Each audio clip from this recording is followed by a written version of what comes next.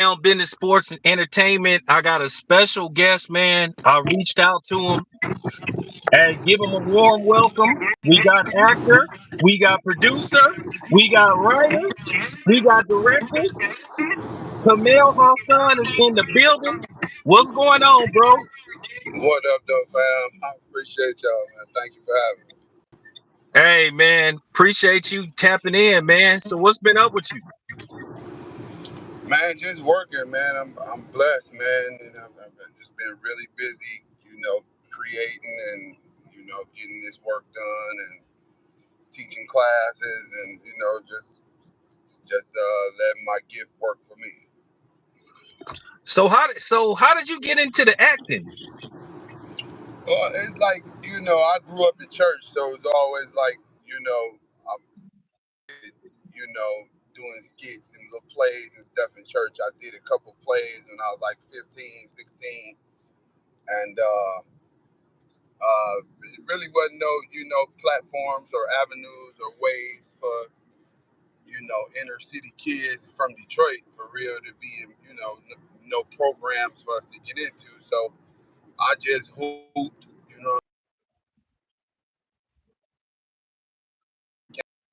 I started rapping with my brother. So but we always used to do like little intros for the videos and stuff like that. And what happened was my sister did a play in 2010, 2011, something like that. And one of my close friends, this was her first time in the play. And once we performed the play, she kind of kept going to auditions and staying active as an actress. And she would send me auditions until one day she called me like, yo, you playing around, you bullshitting. Like, this is what you need to be doing. So, that was around 2013, 2014 when I was, in the process of changing my life, trying to find something to do to where I wouldn't keep going to jail. So, it's one of them things where she hit me on the head and said, come on, you need to do this. And that's pretty much where I started, bro. I started doing stage plays and community theater for about 5 years. And it really got more into doing films. They started cranking them out and producing films like crazy around Detroit. So, it was just one of those things where I was in the right place at the right time. Okay. So what was it like growing up in a city like Detroit? Because I done heard a lot of things about Detroit, and I come from Oakland, so it's some similarities and stuff. Because I meet a lot of people from Detroit and stuff, and believe it or not, Kaamel, I got a big following in Detroit, and I've never set foot in Detroit. But hey, shout out to the D, man. Shout out to the D for showing me love. So that's one of the reasons why I reached out to you, man, because I like what you guys got going on and stuff. And I like what I see. And I like the fact that you guys are doing it independently, and that's why I reached out to you, because I feel like what you guys are putting out, you need a avenue like my platform to let everybody know what you got cooking and stuff so people can, so they can see it. So, that's why I reached out to you. But what was it like growing up in Detroit, man?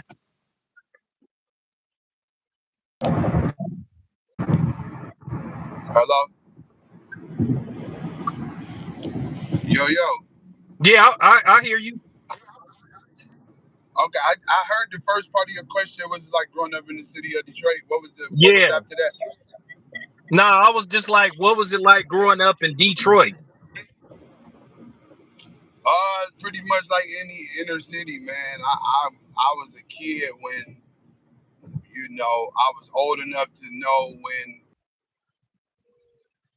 people were kind of a little more civilized and more, you know what I mean, on the straight and narrow, and then crack hit the streets, and that shit just fucked everything up. So it was one of them things where like every inner city where crack just changed everything. The people, the neighborhoods, your surroundings, people's habits. You know what I'm saying? My own brother got caught up in it. Went from a great student to shoot 'em up, bang bang. You know what I'm saying? And it was really all centered around. You know what I'm saying? The crack era. So it's one of the Detroit, one of the places like if you mind your business, you good. You know what I'm saying? If you got your nose somewhere, then you you're gonna have to deal with what come with that. So it's just like anywhere else, man. If you mind your business and move a certain way, you know what I'm saying? It ain't too bad, but don't get caught nowhere crazy,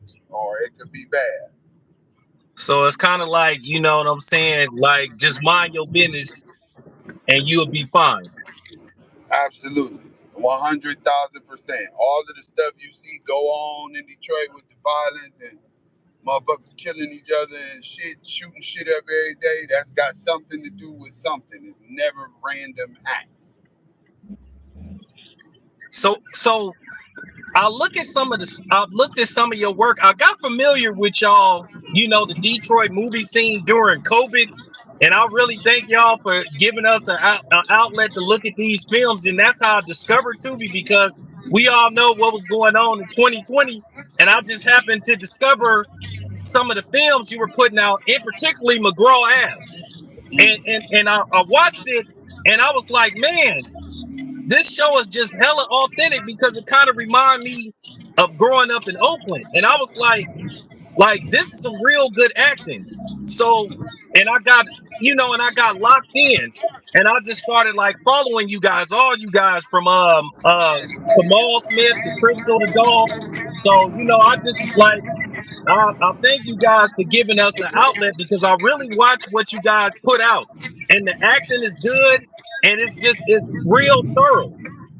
Like, Right. is that what you set out to do, to be authentic as possible? Is that what inspired you to like I write these mean, write these films? well, that's pretty much the nature of Detroit, man. Like we show out. So this is the kind of place to where we don't really accept half-hearted or half-assed effort on any level. So, lucky for us, we come from, special soil. So we were born at a place where talent is flood. Talent is overflow at a premium here in Detroit. It's just we didn't really have avenues or platforms to display or exploit that. So uh, with 2020 being like, you know what I'm saying, it was like the perfect storm for us, a gift and a curse. A curse because we lost a lot of people and a lot of family members and friends, but as we continue life while they passed on, we were able to captivate an audience and build a foundation, you know what I'm saying, for our work. And it was just, the right place at the right time. But for McGraw Ave, that was, I didn't produce or direct that. I was just, privileged enough to be able to get the opportunity to act in that. Shout out to Melissa Talbot, rest in peace. She really, when I ended my play career and I stopped doing so many plays, she really just put my name out there and let everybody know I was serious business. And Moolah Films is a company, that she connected with and she was doing work with. So that's how I ended up on McGraw. But yeah, that was really the first thing to really strike gold with the people, because it is such a raw and authentic show, and it's shot in the neighborhood that that the show is, and all of those dudes are from that area. So they like in Detroit, you rep, and if you don't, shame where you from. So those brothers put on, because it's their responsibility, because that's where they from. You feel me? So, what part of the D you from? I'm really a mutt, bro. Like I'm like my father, low key. He gonna be mad at me for saying this, but he was kind of a mama's boy. So my grandma and my whole father's side of the family stayed on the east side. So we spent a lot of our evenings during the week, all of our weekends, or half our summers on the east side. But I grew up on West 7 Mile. Oh, okay, okay. Hey, so you said, so, hey, I wanted to ask you something. Are you related to Trick Trick? Yeah, that's my oldest brother. Oh, okay, yeah. Because I saw a film that you and him. had did, and it said that he directed it. So okay. What you talking about? What I didn't hear you. You broke up for a second. I saw a film. I saw a film that featured you and your brother. I cannot remember the name of it, Oh, but the last 24. yeah. I dug it. It was pretty. It was different, and that's what I Yeah, like about what you guys do, because I know a lot of y'all stuff is street oriented, but it's different. It has a message to it. And that's what I like. It's just deeper than just, the drugs, the guns, the hoes, right, and the right, money. I right, just like right, the fact that you guys have like real storylines that go, like what took you there and how you got there. Is right, that, right. yeah. So what's the process, Kaamel, into putting these films together? Like, I just kind of like want to know the process.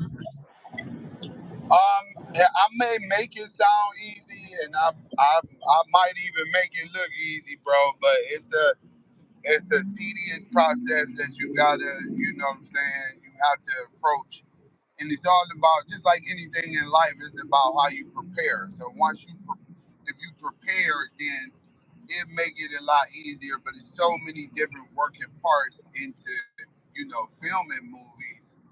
It's one of those things where, if something can go wrong, it probably will. So you kind of got to be forward thinking and ready to recreate, innovate, and move on the fly, so to speak, when it comes to filming these movies. But it's a process where you get a good enough story. We have a demographic that that likes a certain type of film, and I just kind of like playing around that scope. You know what I'm saying? I get to get the gist of what they like and what they want to see. So we come up with a good story. I sit down with the team. We go over the script from top to bottom, comb it all the way through. What do we need to shoot this? Where do we have to shoot this? Who do we want and need to be in this? Once we get that together, the hardest part is getting everybody scheduled and tied down to a certain time frame, but it ends up working out. So, you know what I'm saying? We get everybody scheduled, get everybody ready to go, rehearse, check, search locations so you can have a good idea of what you want to do when you get to certain locations.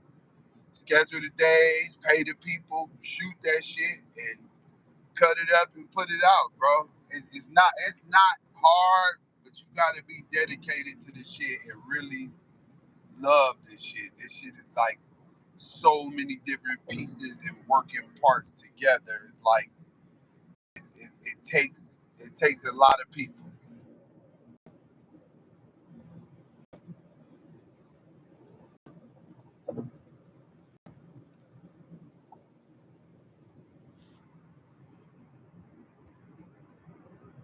Do you?